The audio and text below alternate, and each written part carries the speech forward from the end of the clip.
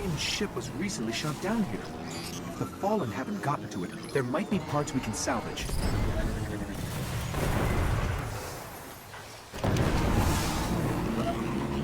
The ship's avionics are completely catatonic, but I can code their last transmission.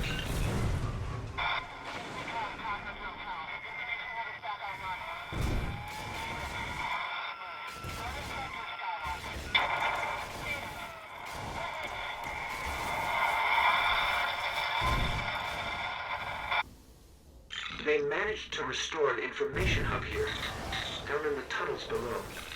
We should Check it out. A map of the entire area.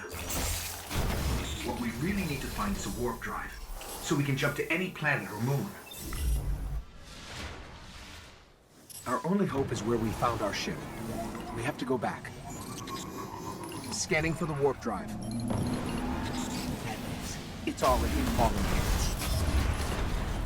I hope you're ready for this.